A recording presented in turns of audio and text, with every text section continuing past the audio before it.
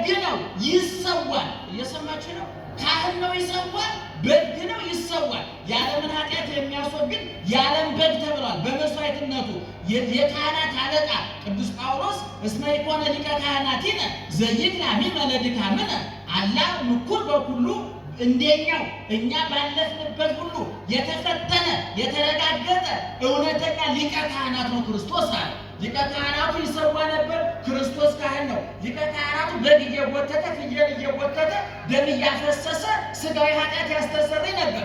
የእኛ በግ ግን ቀራንዮ በፍቅር ገመድ የተጎተተ በመስቀል ላይ የተሰዋ ሲበላ የነበረ እየተበላ ያለ ለዘላለም ሲበላ የሚኖር የመጠቀሚያ ጊዜው የማያልቅ እጅግ የማይለውጥ የዛሬ 2000 ዓመት ሐዋርያት የበሉት የዛሬ 1000 ዓመት አባቶቻችን የበሉት ዛሬ እኛ እየበላ ነው እየጠጣ ነው ያለ ለዘላለም ሲበላ ሲጠጣ የሚኖር የመጠቀሚያ ጊዜው የማያልቅ ሀብታም ድሃ የማይል ሕፃን ሽማግሌ የማይል እውነተኛ ዘላለማዊ መስዋዕት ነው። ስለዚህ ወንጌላውያን ቅድም እንደተናገርኩት የጻፉልን በመጠኑ እንደው የኛ ሊቃውንት ምን ይላሉ? እንደው ለእናንተ እንዳይጠጥን እንጂ ወንጌልና ድጓ ተራ አይጠብቅም ብለዋል። ተራ አይጠብቅም። ስለዚህ ወንጌላዊ ዮሐንስ ሲነግረን ምን አለ?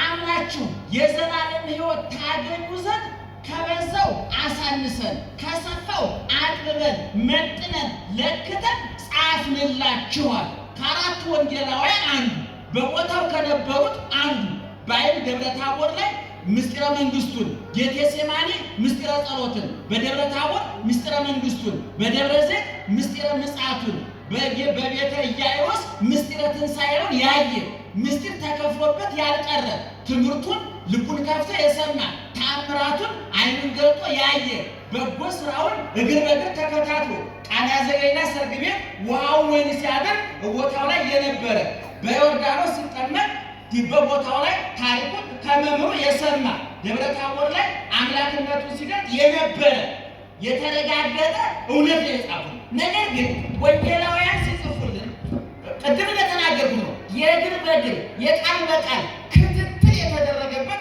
ጽሑፍ አልጻፉም። ምክንያቱም ክርስትና ሕይወት እንጂ እውቀት አይደለም።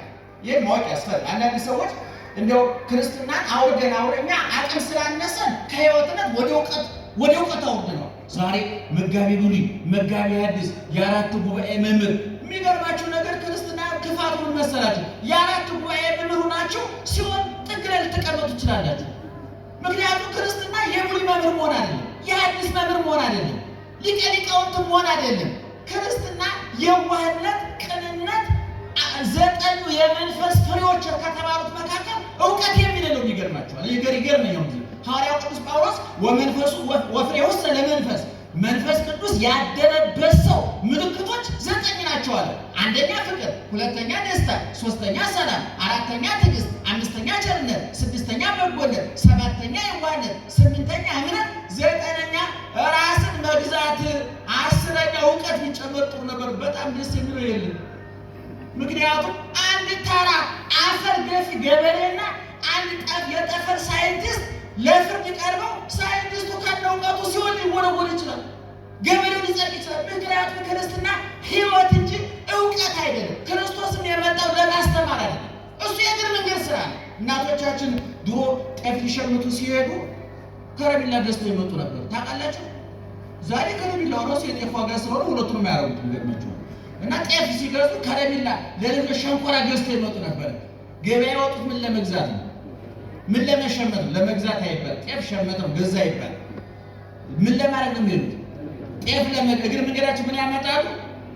ሸንኮራ ከረሜላ ይዘው። ክርስቶስ ማስተማር፣ ይሄ ዓይን ማብራት፣ ለምጽ ማንጻት፣ ድውይ መፈወስ፣ ጋኔን ማውጣት፣ እንጀራ ማበርከት፣ ይሄ ታምራቱ ጤፍ ለመሸመት ከሄዱ ሸንኮራ እንደመግዛት ነው። ዋናው እነዚህ ሁሉ ጉዞዎች ወደ ቀራንዮ መዳረሻ ናቸው።